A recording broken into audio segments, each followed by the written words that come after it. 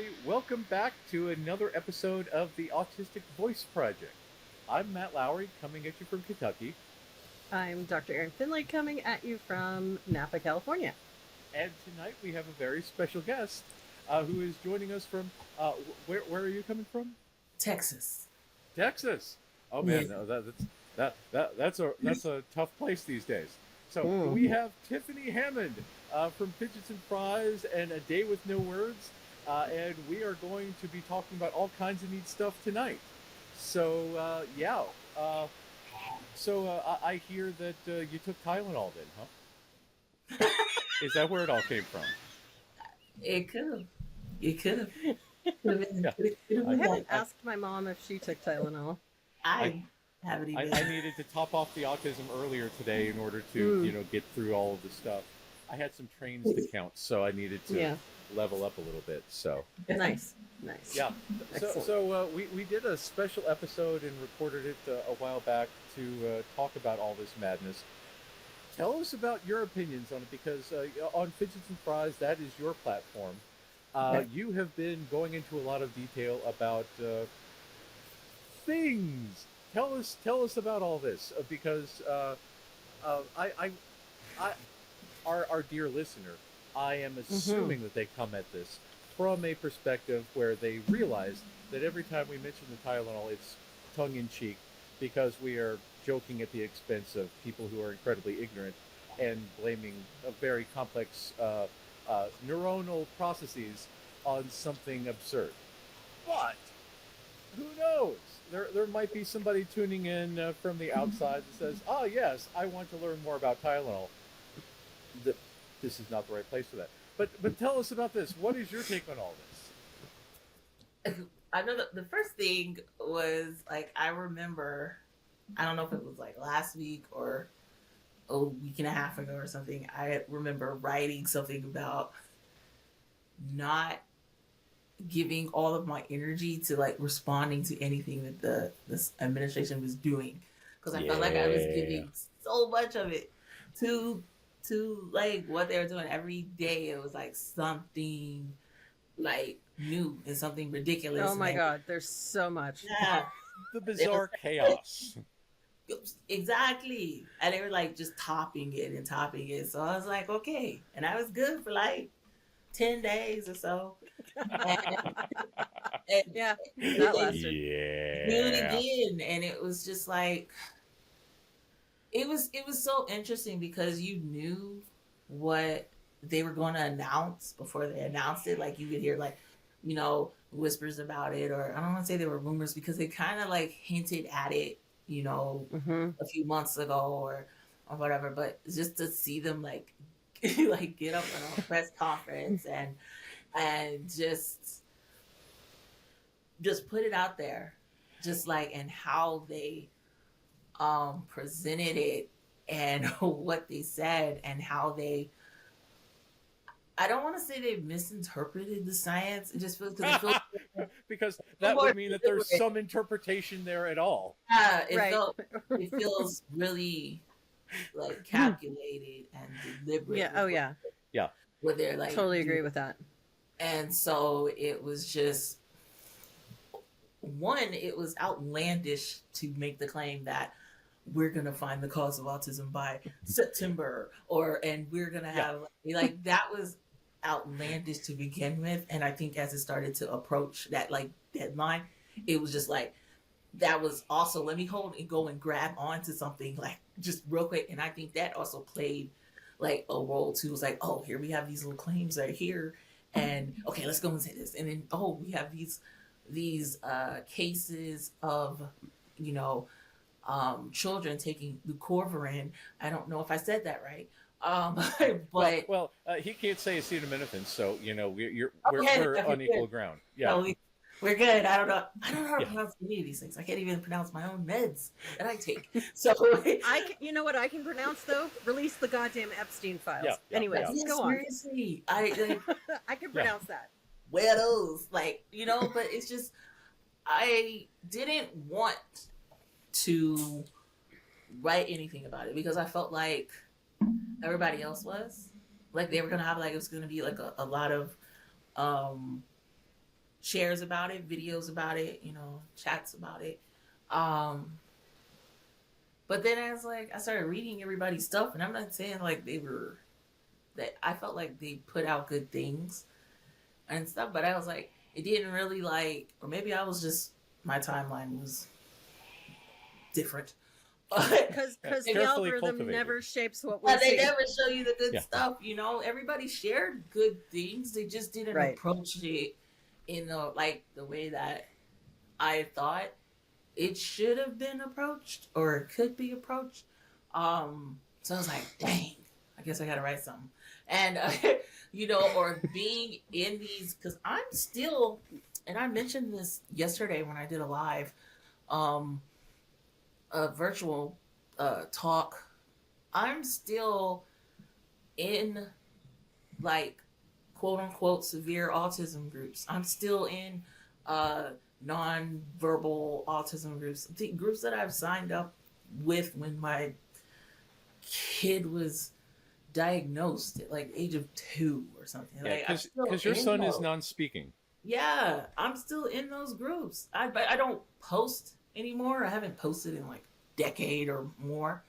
But I still sit in there and I still read and I still want to see like what are they going through, what are they feeling, what issues matter to them the most, and And so by the way, highly yeah. recommended for all of us to do that, because we Yeah. need, as autistic self advocates and as the autistic community, we need to learn about the experiences of people who are autistic who have experiences who are not like us.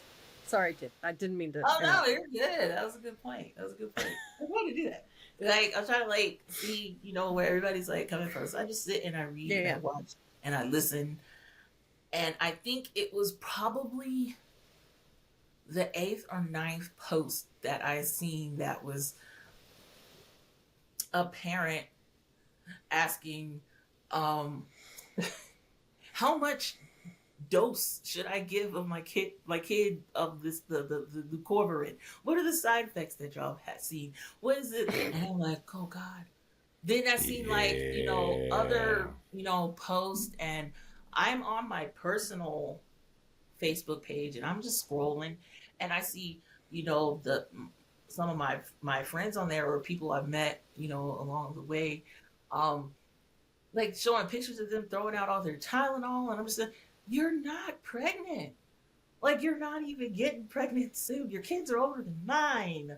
Like, so I'm just sitting there like, so it was like a lot. And I was like, oh crap. Okay, maybe I'll write something. I only plan on writing one thing. And then it's like kind of like ballooned into probably like 3 or 4 posts. And it was just like, I just was like, let me like shove down any like anger that I may feel or anything like that. So I always like try and be like, I'll write whatever comes to my head as it comes to my head. So a lot of my posts start off real angry. I'm like cussing it in and it's everything. Y'all get the like pretty version. And it cycles through like I have a lot of reads. Like I go through it and I like sit on it and I go back and I rewrite it and I'm like, okay, this one doesn't sound good. This isn't, like, I don't want to run people off, but I do want to be, I don't want to say firm in my stance, but it's the only word I have at this moment. It like is to be, I want, there to be some base behind like my position. I don't want to scare Which is better than the competition. Yeah, yeah. I'm trying to reach them, because one of the things that I feel like a lot of advocates in our space, I think that what a lot of them overlook is how easy it is for so many parents that have children like my oldest to run straight into the arms of somebody like an RFK or Trump or whatever. And we almost make it easy for them. And I'm not saying like it's our fault or anything. It's just that they feel so, a lot of them are like isolated, alone. They feel like they don't connect to any of our experiences.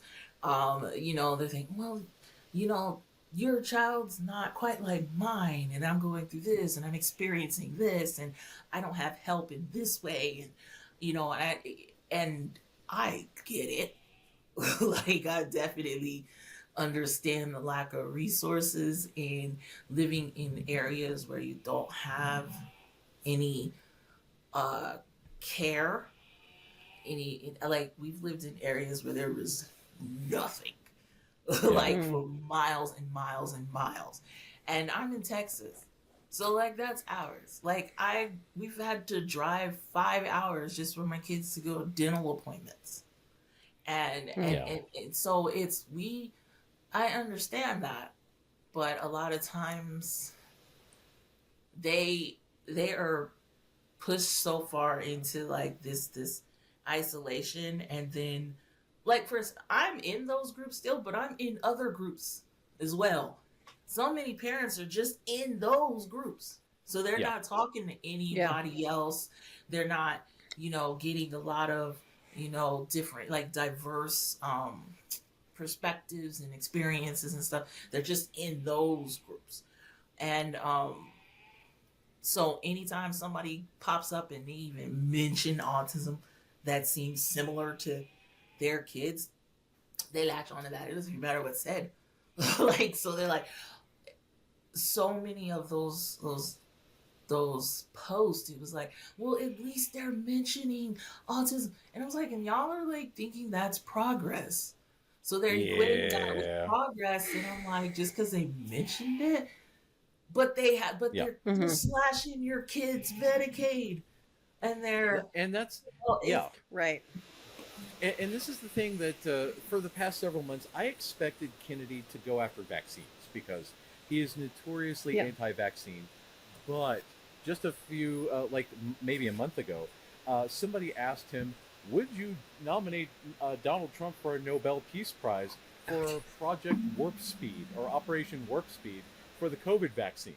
And like, does COVID, does the COVID vaccine cause autism? If all vaccines cause autism, so he was put in this bind where he needed to appeal to this base that says, "Ah, yes, something causes autism because red dye 40 or whatever nonsense of the week." Hmm.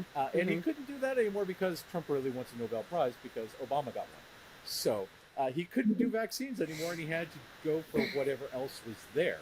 So this is his base looking for a scapegoat instead of like all of these moms who say, "Yes, my child has all these difficulties," instead of saying, "I had a lot of those difficulties myself, and it must be this outside factor that caused all this," instead of it's related to me, but a different expression in my child, because it can be both, where they have difficulties, they have a lot of difficulties raising a kid who's autistic when they're also autistic, and Especially when they don't know. exactly, because again, you see this very intense presentation. Like we've talked before about how my son is a Gestalt language processor, and he didn't speak for many years, and even when he did, it was in Peppa Pig quotes, and he's very very different from how I present because I can mask and pretend to be a normal, and you know it's one of those things, but there's a lot of people, especially if you have a lot of pressure to help an autistic kid survive in a world that hates and fears us. That yeah, can be a lot of pressure. yeah, it Hmm. is. And so it's so many things. It's so complex. It's your internal world, it's your external world. It's like all of these things just you working together and like mixing and pulling on one another and influencing each other, and it can be so incredibly challenging, and that's why we need a lot more support and Yes. awareness and understanding and acceptance and resources and access, and and it we need all of this. We need true inclusion. We need like Yes. so many things, and we cannot, be satisfied with someone saying or even just mentioning autism. That can't be Yeah. what you've Right. like That's your not good enough. goal. And then Yeah. that's like the biggest thing for me. And I was like, even if Tylenol causes autism, and it don't, but even if it did, that's all they gave you. They just said Tylenol Yeah. and Hmm. Corcoran. That's all they gave you. They are sitting there and they, like they said, they gutted special education. Damn near Yeah. bare bones. They're going to warehouse your children instead of educating them. They Yep. Yeah. have, cut Medicaid. They, they're slashing like so many programs, so many things already. Programs and stuff that are hanging on by a thread to begin with. Yeah. And you're good with Tylenol? Like that Yeah. that was what it was. So Right. like like it's not, they didn't even give you anything. They're not trying to Well, help. one of the things that Trump is so good at, and it's like the one thing I'll give him credit for. He is really good at distracting people from what matters. Yeah. Most Yeah. definitely. The And random so, chaos smoke bombs. yeah, exactly. He knows how to draw the audience's eye, and in this case, that is absolutely working against us as a country, I believe, and it's preventing us from seeing, or if it's not preventing us, it's making us have to work a lot harder to stay focused on what actually matters, because there's so many bombs going off everywhere, philosophically speaking. Yeah. Not so much literally, as far as I'm aware. Although by the time this airs, who knows? We're Who recording this on knows? October 'Cause, 1st, when the government just shut down Yeah, because right. we're trying to keep Medicaid and Medicare, like we're saying, because there's a disproportionately high number of autistic people and disabled people on Medicaid and Medicare that they would Right. prefer as just, die. But by the time this airs, who knows? There could be all kinds of chaos happening. Yeah, and it's so disheartening to have to wade through all of the noise to find, and to pay attention to what's really important. Yeah. They count Like, on it. let's make sure that we have Medicare. Let's make sure. Mhm. They do count on it. They They are count. doing it on purpose, and they're counting on it. They're good at it. And like It you is said, the strategy. It's a that feature, not a bug. Mhm. They're good at it. He's very, Trump is very, very, very good at that. The art of distraction, he's very, very good at. It's starting with Yeah. provocation. Make these bold, like controversial statements that'll dominate the headlines. So now all the news outlets are just like focus on that. Or he'll reframe something, so he'll redirect a question that he doesn't want to answer to something else, or Yeah. Right. just creating like multiple like storylines that like the critics and media, like we're just busy reacting to things, like we're just keep on like reacting, like Right. right when you're like responding to one thing, here comes another thing, and here comes another thing, and then here comes, and then Right. personal attacks, of course, and Right. and he'll dig into that, and you're spending so much time having to push back on that and having to fight back on that. You're just like, holy cow, and Yeah. Right. I think that's what's, for myself personally, I think that's what's very challenging in having the conversations surrounding, Tylenol and Leucovorin. I don't know if I'm saying that right. Is because, Well, it doesn't matter. People Yes. know what you're talking about. like, am I saying it right? Yeah. And we'll put it in the show notes if it's not. Yeah, like the biggest thing that is like, That's what show notes are for. Yeah, she's not saying that right. No, like in the bottom, like, but yeah, it's that what has been hard for me in talking about this is because there are so many families that are struggling, and you can hear that in there. Yeah. So when they come across and when they say, oh, well, not everybody, is able to be a self advocate, or there's a lot of people that are self injurious, or they're eloping, or they're like, Mm-hmm. you're like, oh, yeah, okay, there are families that are having it. Mm-hmm. I don't want to say more difficult because I have a child that is a lot like me in many ways, and I also have a child who a whole lot of people, as soon as he walks into the room, they assign as being severe. Um, and Mm-hmm. my youngest, the one who is like me, he has struggled immensely and greatly, and just like I Mm-hmm. did when I was growing up. So it's one of those things where it's like I want to have more. I want to have like nuanced conversations, about this. I want to push back on the harmful like rhetoric and claims and language, and not treating autistic all of the autistic people as worthy and capable and valuable, and but I also want to acknowledge the challenges that everyone Mm-hmm. can have, and their caregivers and their parents can have as well, trying to. Yeah, so it's just trying to find like I gotta try and find the balance, and that's also what I'm thinking about is like, how can I find the balance in talking about this? How can I find it and get it?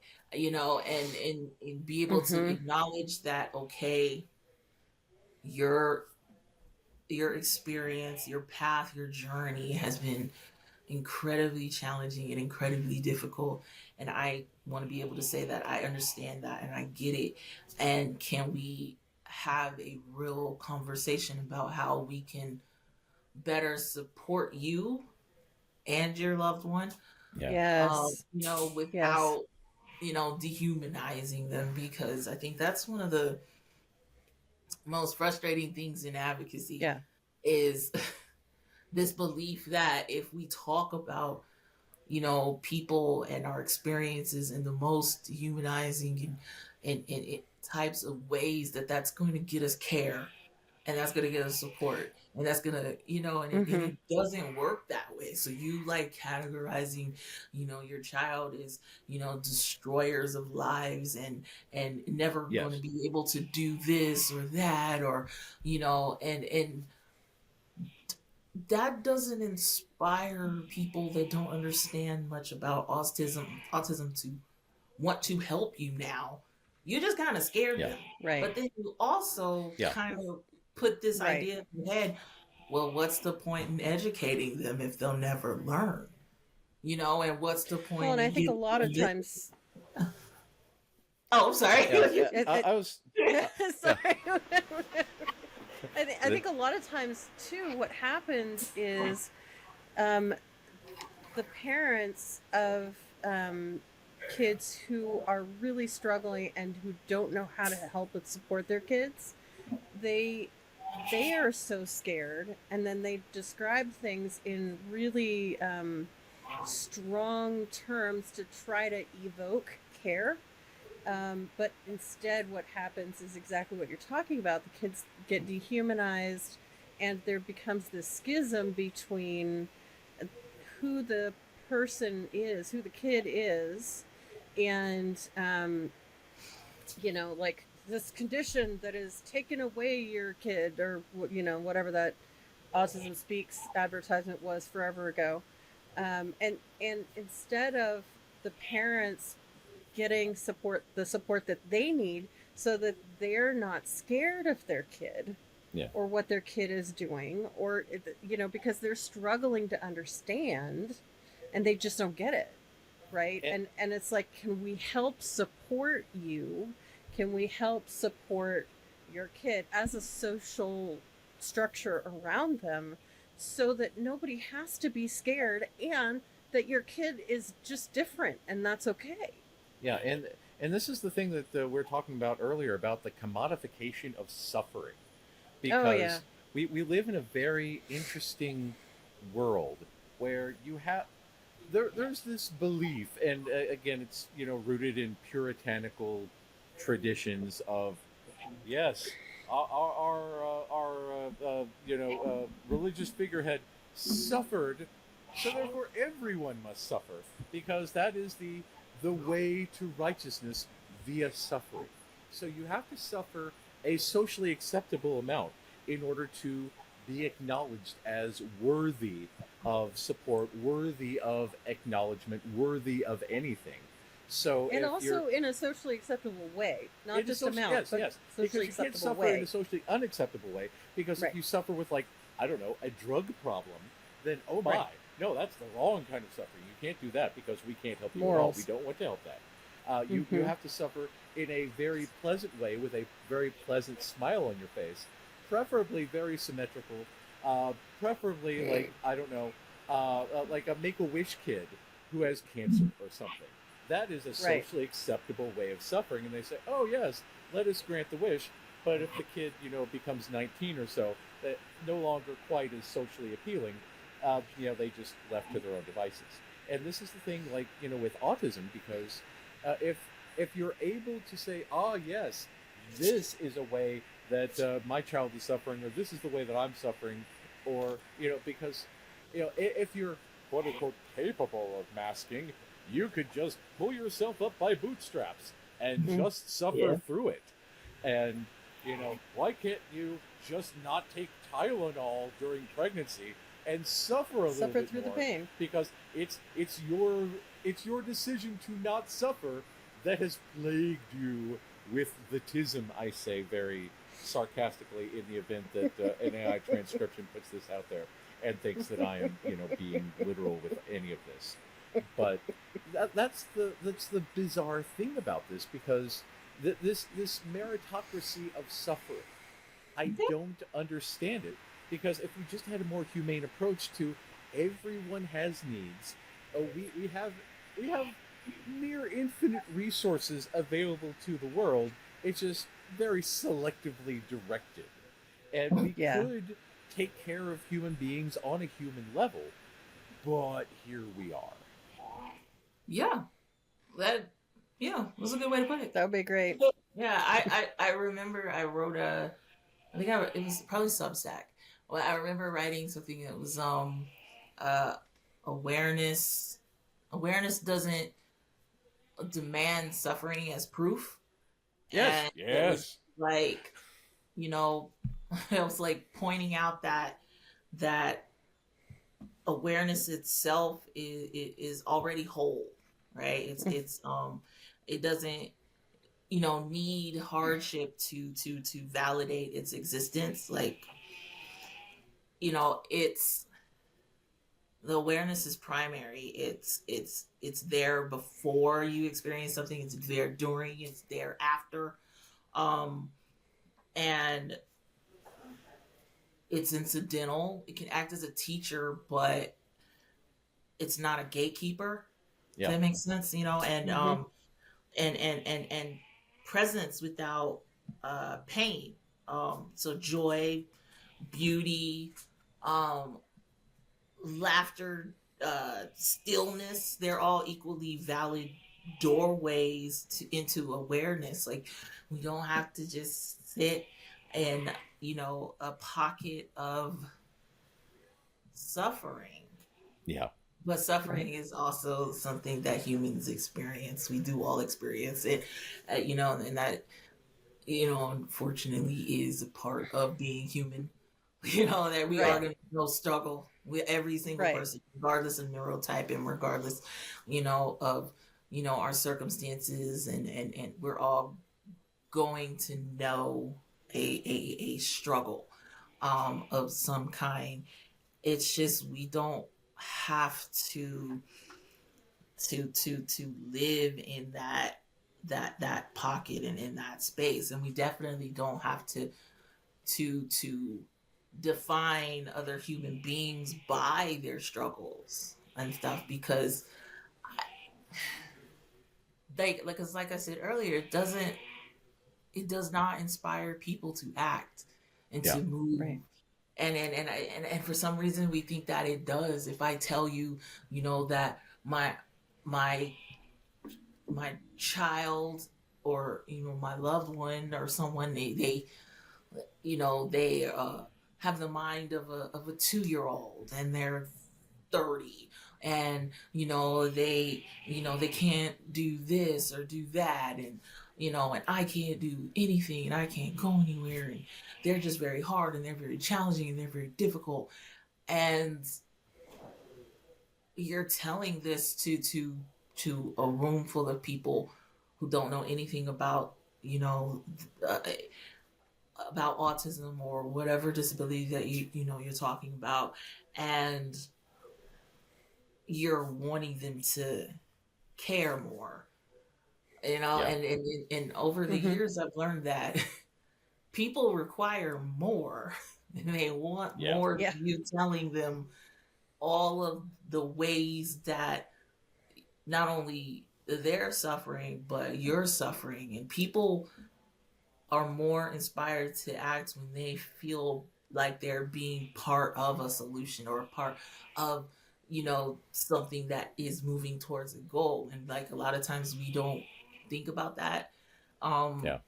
in people, but yeah, they're more likely to want to advocate for your support and resources and accommodations and materials and whatever else that you need, if they realize and they know that this is going to help you in some way, or Yeah. help your Mm-hmm. child in some way. But if you sit there Right. telling them that they can't do anything, and they're not ever going to do anything, they're going to be like, Right. well, why are we advocating for more resources to go over here if Yeah. this person is not ever going to do anything?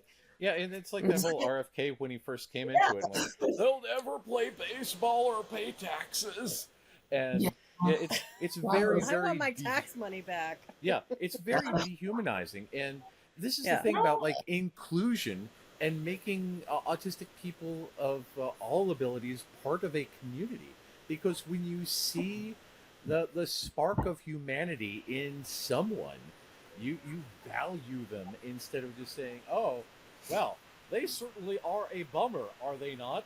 I'm just going to go and, I don't know, play Fortnite. I don't know what normal people do. I Watch Yeah. TV, probably. yeah. There's an episode of The Bachelor on or something somewhere, so I don't know what normies do. I've, Yeah. This thing that we're talking about too, I mean, it happens in other arenas too, and I want to highlight that for our darling listener who might not be autistic, who might be perhaps supporting an autistic person. Like this while may watching happen The Bachelor tonight. Who knows? while watching The Bachelor tonight. I don't know, or The Bachelorette if that's your flavor. Yeah. But like I work a lot with couples, and I see this happen so often between couples where one person, like, all they do is complain about their job. All they do, and their partner's like, well, then why don't you freaking leave, right? And the reality is, all that complaining, it doesn't evoke empathy from their partner.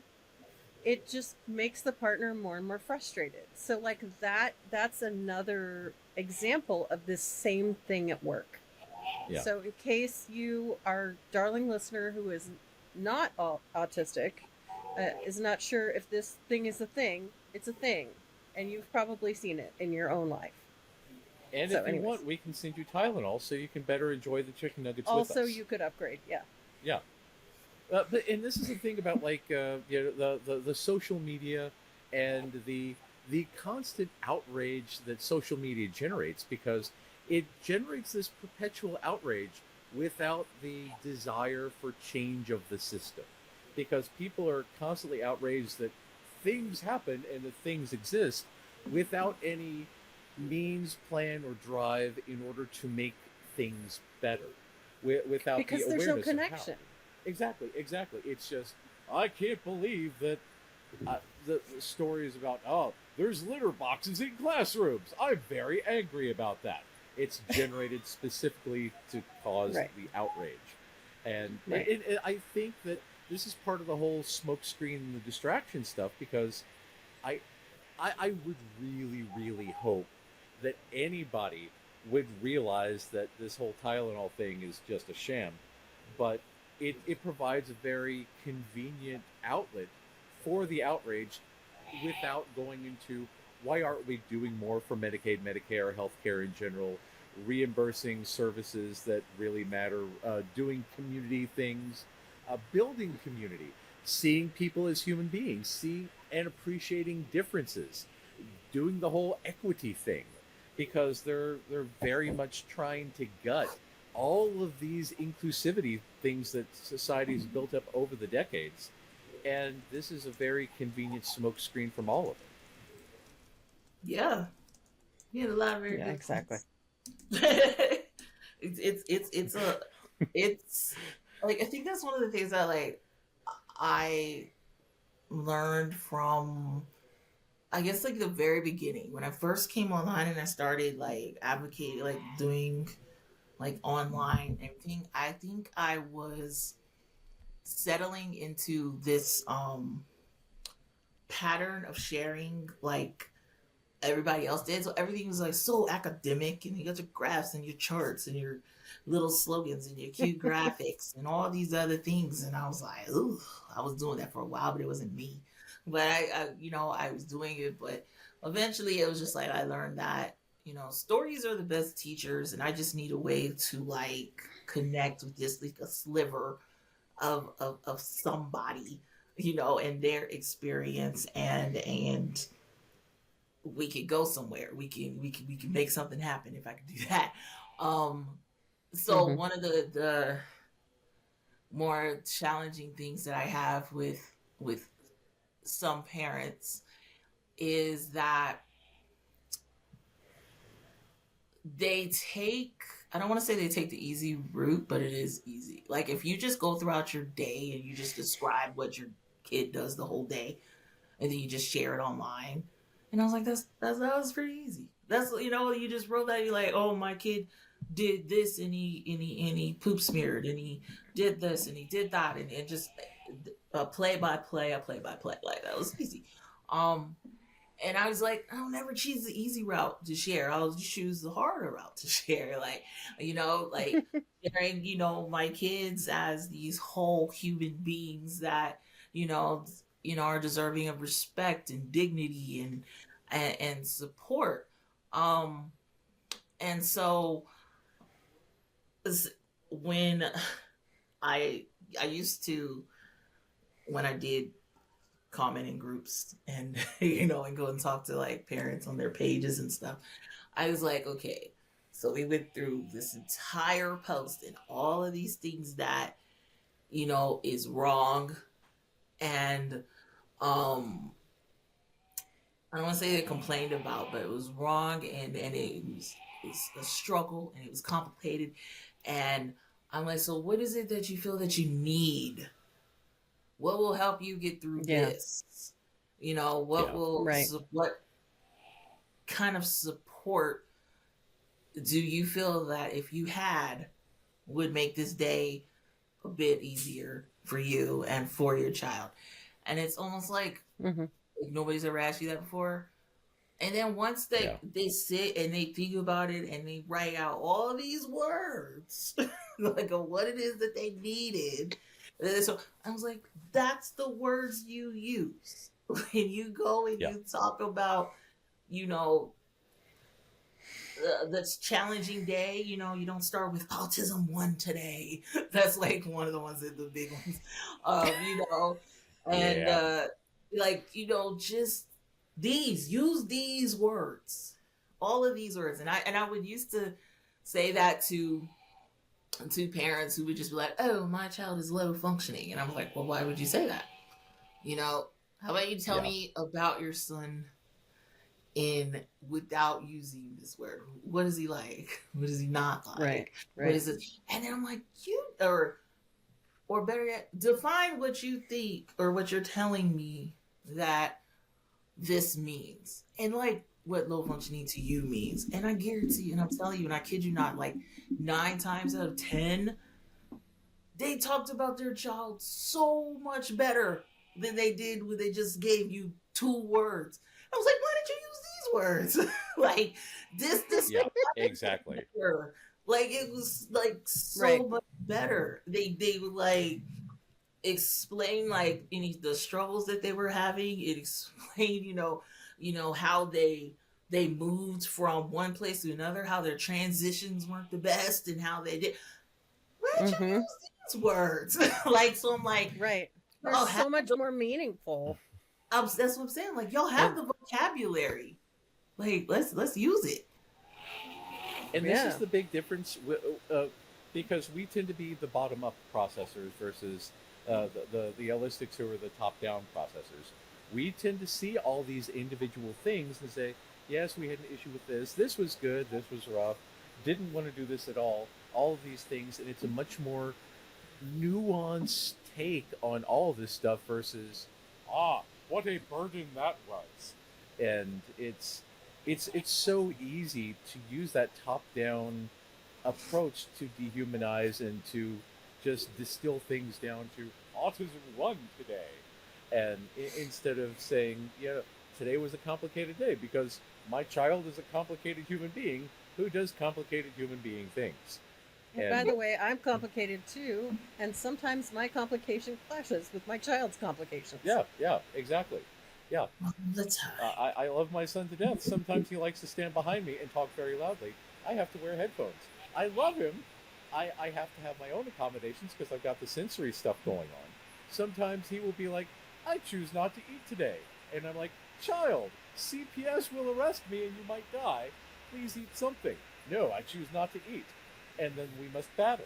And then, we must have chicken nuggets or at least a Pop-Tart or something because Belly needs food. These are the complexities of dealing with two human beings that have disparate needs with a communication barrier because we can't just telepathically, put thoughts into someone else's head. We have to find some way to translate the electricity in our meat brains through our meat tongue to waggle the air and to waggle the ear bones in somebody else that translates it back into electricity. It's a wonder we do anything at all. And especially if you have someone who is non-speaking, if someone who has difficulty choosing words, if someone who has apraxia or any of these Or situational challenges. mutism. Yes. Finding ways to effectively communicate and to describe why you want someone else to do a thing that you want them to do, or PDA, all of these things. It Mm-hmm. makes interactions really complex. And that is the weird thing about the humans. The humans are some weird creatures. They're all messed up monkeys, and we just got to deal with it some way. But there is a great book out there now that I've heard about going through the day without words. A day without And words, you say? a day without words, I say, and What kind of day perhaps could that be? And I wonder perhaps who would someone have such a day. here might know something about that and could share with us. Maybe. What do you think? So, yeah. So, I have a book called Day. That is for the listeners. Tiffany just volunteered to talk about this. A day without words. Yeah. Yes, the book she wrote with her son, Aiden. Yeah. So, I wrote a book. It's called A Day with No Words, and it's on pre-order right now. It came out originally in 2023, but it was only on shelves for about 6 months or so. It was a instant New York Times bestseller, #1, and Nice. yeah. So I'm blessed with the opportunity to re-release it again. I am super excited about that, and that it will not go like out of stock again, and so people will be able to get it.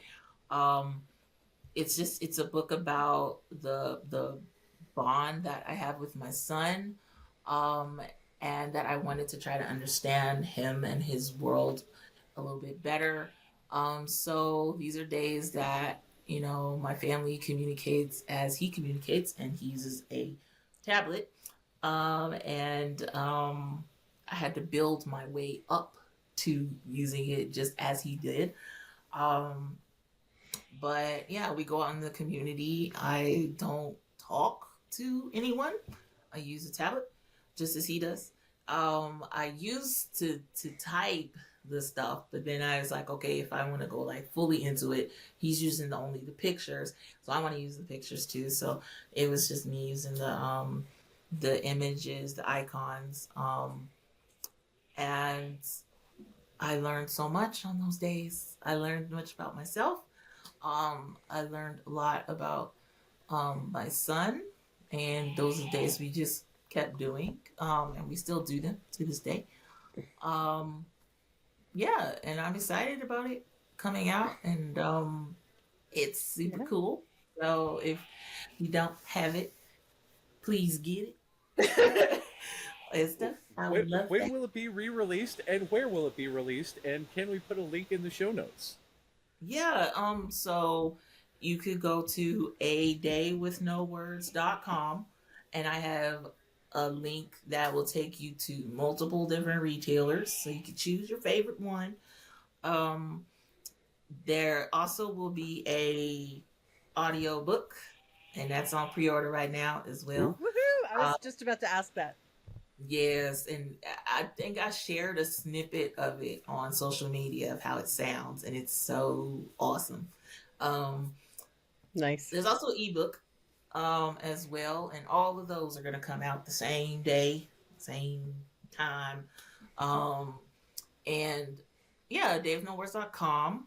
And then also, if you pre-order now, you can go and there's a little form you can fill out your order number from wherever you got it from, and you can get some downloadable pre-order gifts. So there's like 3 different postcard designs, there's bookmarks, there's a signed bookplate, personal author letter, and then we put together this like Hammond family pack. So it has a bunch of like some recipes in there that we like to make as a family. There's some behind the scenes photos of us, um, and then there's a bunch of activities that you can do with your family that can, you know, demonstrate, you know, other ways of communicating without speech. And yeah, it's I'm excited. And yeah, and it comes out on the 4th of November. So Oh, nice. so Oh, yeah. wow, that's very close. Very Yes. good. That's like a So month and 3 days from when we're recording, and by the time this airs, it may already be out, or people listening to it in the future can go ahead and order it right now because you live in the future. We're in the past, which is currently the present because time is weird like that. So yes, Yes, exactly that. that's awesome. Exactly That's awesome. that. so that will be very cool, and yeah, I will definitely get a copy because that is awesome. It is neat to be able to find that sort of joy because we need that, especially as families, especially with, again, it's weird to have waggly air be the only method of communication. We need new stuff, so I like it. Yeah. Yeah, yeah, I like that. I like that. Made me feel good on the inside. No, no, I'm just really excited for that book. I never thought I would write kids books because I talk about so many heavier like content, and so I was like, once I wrote that one, I was like, oh crap, I kind of like it. So then I wrote a second one, but that doesn't come Yeah. out Don't till you have like 3 more? I got a second one coming out winter 2027, and that one Oh wow, is Okay. you're planning way ahead. oh yeah, that it takes a while for the publishers and the artist has to draw it, and then it takes longer for picture books to print than Mm-hmm. novels with no pictures, and then they also got to look at their Mm-hmm. their publishing schedule, so they don't want to have too many books kind of coming out at the same time. So I got the winter 2027 slot, and it's like beginning of year winter, not end of year winter. Like So January, January, not February, yeah. Marchish. We haven't landed on a solid date for that, but I'm excited about that one. It's called How Do You Spell Belong, and it journeys with Ooh. Aiden's communication with spelling, and he's still using the AAC, but it's going to be him and his dad. And so, like, I'm so excited. Oh, Oh, nice. cool. Yeah, I'm going through all the That's family awesome. members. So, like, me, Aiden, and then this one, Nice. Aiden, dad, and then the one I'm writing with his brother is going to be him and brother. So, like, together. So, and then I think once I round Nice. out, that, I'll move on to other books. But yeah, It's just Yeah. really neat to have the entire family in book form. That's yeah. that's super cool. I was like, oh my It god, is. y'all are going in a book. Like, and so I don't know. I just woke up one day and I was like, oh yeah, I'll put everybody's going in a book. And then that's how it occurred. Like the first two I love that. were easy to write because it was like based on real life like situations. But then when I started working on the third one with my youngest, he was like, we went a whole different route. It's like fiction and trying to make up different worlds and stuff. So he's very different, but it's a good different. But yeah, I'm excited to be able to do that Nice. and be able to share about autism in a different way. So, well, I don't say a different way, but in a way that doesn't, characterize it as doom and gloom and, and burdens and stuff. And I just wanted to put something out there that like celebrated, autistic people and their experiences and stuff. Yeah. I That's think awesome. so often people who don't have an experience, whatever that experience is, whether it's autism or gender or racial or whatever, like we don't necessarily know how to start getting into the world of another person, or we might not even realize we need to get into like what is the world like for you or for me. And the more Because there's this multiple empathy problem where people Well, look at people and say, I can read your brain because I have superior brain reading powers, and I will make up your life in my head, and I'm cool with that. But yes, Yeah, please continue. yeah, so it's so neat to have ways to start to experience even just a little bit, or to get acquainted with just a little bit of somebody else's world, right? Because that's how we build the empathy. That's how we build the connection. That's how we build the desire to support, right? I've seen this, I've been a follower of your page for years and years. And by the way, I'm very secretly trying not to totally fangirl all over you. I'm trying to be very cool. So I hope it's working. But I've been watching this journey, and seeing how many people are like, oh my God, this book is amazing. It helps me understand my kid. It helps me understand the experience of other people. I'm getting it for my kindergarten classroom. I'm getting it for, like, to see how much has just blossomed out of your work, Tiffy. I mean, I'm gonna fangirl. I'm sorry. Oh my God, you're amazing. Thanks. Oh my God, you're amazing. Thanks. Oh my God. I feel like I'm not even in my body right now. Like I never like expected this from the moment I wrote my first like post online. I guarantee y'all are not gonna. The very first post I wrote online, it was, man, F these people. That's what I wrote. Yeah. Well, you got to start somewhere, right? That's how I got my start. That was like 7 years ago, 6, 7 years ago. It was like, F these people. And it was the people I was working with in real life and in advocacy efforts. And it was just, but that was it. I've grown a lot as a person, a lot better Well, yeah. I than I mean, used to be. that's what happens, right? Yeah, grown up, I'm a little better, a little better. I write kids' Hmm. books now, y'all. Family page. Yeah, yeah, yeah, yeah. That's, Erin can attest. She was there when I started, and Yes. yeah, every other post was just me complaining about someone doing things poorly, and you know, like conjecturing what sort of feces they had instead of a brain. Like one does. But yes, gradually getting into the family friendly market of perhaps we could do this in a different way. So yeah, Hmm. yeah, well Yeah. done. Yeah, yeah. Yeah. I can't wait. It's going to be cool books. Yeah, you're a cool person, and I would like to have you back. Not just to Yes. rant about all the things that will inevitably come down the pike, because we'll definitely have you back for that. But also come back and share books, because Yeah. man, I love books. And other fun things. Like there's so many topics we could talk about, and if you need me to review your posts and be like, "Oh, Tiffy, let's talk about this one," I'm happy to do that. Yes, I would love that. And I would love to be back on. This was awesome and fun and Oh well, great. sir, we're so glad to have you. Thanks for Seriously. having me. You are always welcome. Yay. But we will call this a night for our special double-sized episode of the Autistic Voice Yes, Project. we sure did. Tune in again, and we will see what shenanigans we can get up to. All right. You all have a good one.